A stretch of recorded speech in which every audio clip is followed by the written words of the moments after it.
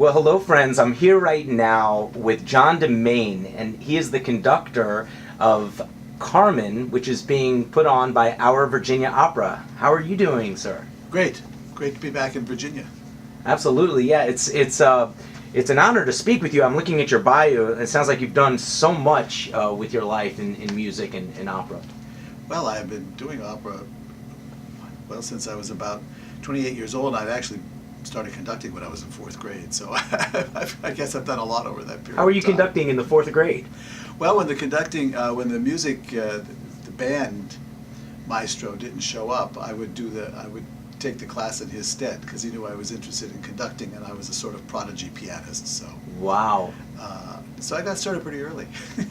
Right, so that's how you got started in the music world. How'd you get started in the opera world? Well, I was a boy soprano, and when I was 9 years old, I sang Menotti's Amal the Night Visitors, and from there, I started playing for singers in high school. You know, I was studying voice, but I would play for other singers. I'd accompany them, and then when I went to Juilliard, I was always playing. I made money by playing for voice lessons for the singers that were, majoring in voice at Juilliard, and I'd always had a big interest in singing and the theater. And I had done a lot of musical theater, musical comedy, going through high school, and I put myself through Juilliard, conducting Broadway shows with actually big stars and things like this. So I would make enough money to go back in the fall, to study classically. And then when I got out of school, I knew that I had a big desire to become a conductor, but I also had a big desire to be in opera because it was everything. It was theater, it was scenery, it was dance, it was singing, it was big orchestra, and it sort of played into all of my strengths. And of course now I do symphony and opera, both side by side. Excellent. And Carmen is this amazing opera.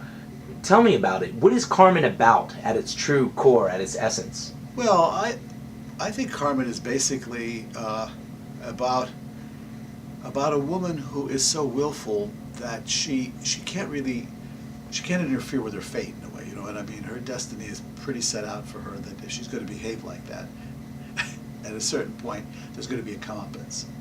And I think that you can't ultimately deal with human beings the way she does without having to face what she's done and ultimately bear responsibility for her actions, because she ruins men in a willful way, but also in a very entertaining way, or you wouldn't want to go see the opera, because I mean it's also Carmen for me is one of the first Broadway musicals. It was one of the first musical comedies. When it first opened, of course, it opened in the Opera Comique, which is where spoken word was mixed with music, the same way our Broadway shows do.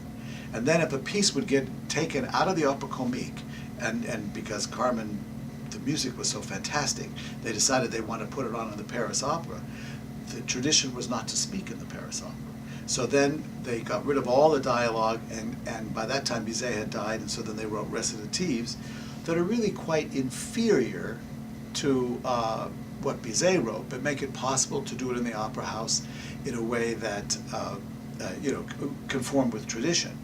But I think the way he originally wrote it, which was to do spoken dialogue, the way we do, like Mozart did Magic Flute, different shows incorporated that all the way back then. That was the way we should do it for Norfolk. And in recent outings, there's much more of a tradition to go back to the spoken dialogue because, first of all, you can find out a little bit more information story-wise, and secondly, as I said, the recitatives are not really that good, and so it gives us a chance to do the Carmen the way it was originally heard and performed. So tell me about the music of Carmen. What's different about it than other operas? What makes it so special? Well, first of all, everybody was always in love with Spain. The composers and the French composers loved Spain. Look at what Ravel did with, his Rhapsody Espagnole, and Debussy with Iberia, and Spain conjured up a lot of opportunity for a certain kind of, folk music from the country and the style of music of the country. And I think that Carmen, in particular, what was brilliant about Bizet was that he captured the dance rhythms of Spain. The really Carmen for me, and I think why it becomes a kind of more popular entertainment, and why it might be more popular than other operas, is because of its foundation in the dance. When you think about it, Carmen sings the habanera, the seguidilla, the gypsy song with the castanets. This piece has all of those, and they're like songs. They're not the real aria. There's two real arias in the opera: José's Flower Song and Micaela's aria in the third act.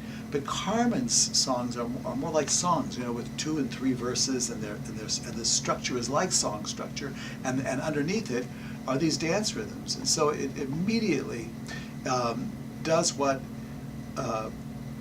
Like what Gershwin tried to do with Porgy and Bess, for example. As a matter of fact, I think Carmen was a prototype for Gershwin, because Gershwin was incorporating, Negro spirituals, Broadway show tunes, the jazz of our country, and fashioning it into an opera. And Bizet took the sounds of Spain and fashioned it into a great, it's a love triangle, and it's a great love story, but nevertheless, she is a woman to reckon with. Yeah, that's what I hear. I'm looking forward to seeing this opera for myself. Something that might be kind of interesting is that the Opera Comique was a family kind of theater, and Carmen would have been really shocking to portray in the Opera Comique when it first premiered. So what happened was they created the character of Micaela as this wholesome woman that José's mother would really love him to marry one day, except he meets Carmen and is just blindsided and can't get her out of his mind and can't resist her. And then when she wants him to betray his military to go AWOL, and he can't fathom that, and then she's ready to dump him.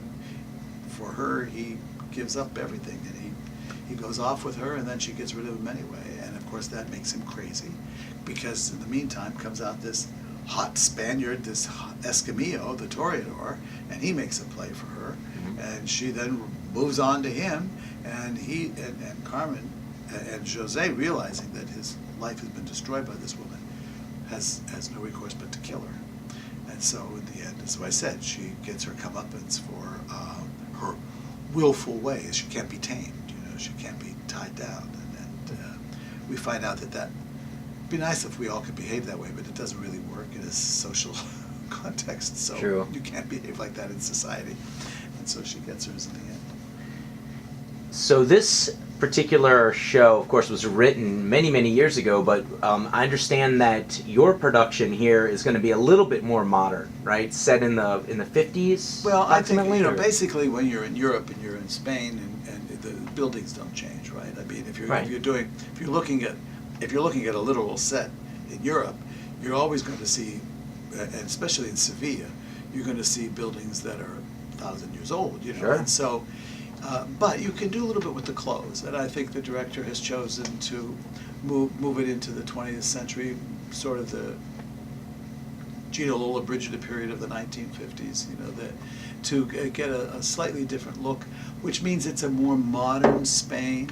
But don't forget, we still do flamenco in Spain to this day. We still have, and when you are talking about traditional customs in these European countries, you go to Germany and people wear lederhosen and wear traditional German clothes from time to time for special occasions, sometimes just because they want to, and of course the fans and the mantillas and the look of Spain would still be in high society and appropriate in the 1950s. So, but there are other clothes that would definitely say that our mores are a little different and a little changed, and so we'll see how that. It's a new production of costumes, and so I haven't seen it yet. So I'm as curious as everyone else to see how that plays out. Excellent. So I want to ask you one final question. Why should people go see this production of Carmen? Oh, well, basically the music is out of this world, and people know this music. The music of Carmen, even if you think you don't, because it has been in our ears and played in our television, and commercials, and cartoons, and it's just been part of, it's one of the great scores. Sure. But in this particular outing with Virginia Opera, I have to say it's pretty fabulously cast. I mean, this Carmen is gorgeous, gorgeous singing.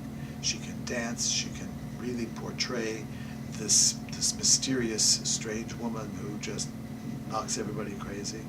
And the rest of the cast is equally stunning vocally. And there'll be, it's a real theater. It's a real theater experience as well. Carmen moves quickly. It's an exciting drama. I would say it's not for young children, but on the other hand, there's no nudity or anything like that. So, I mean, I suppose you could bring anyone to see it, as long as you don't mind watching her vamp around the stage and seduce the men around her. Other than that, it's acceptable as a family show. I shouldn't discourage people from, right, bringing families, because it is one of the most popular operas of all time. I mean, sure. That, La Bohème, Traviata, Madame Butterfly, those are the four pieces that some of the Mozart's Magic Flute, right, that people just can't get enough of. And I've done it my whole life, and every time I come back to it, I go, great music. Good. Great. That's why it is. And these pieces live on because of the music. Operas live on because of the music. It happens to be a great story. It happens to be a fascinating story. But it's the music that makes you want to hear these pieces over and over again. Right. Well, we have so many wonderful opportunities to see Virginia Opera's Carmen. It opens in Norfolk on March 21st, also in Norfolk on March 23rd and 25th. Then it goes to Virginia Beach on March 28th and 29th.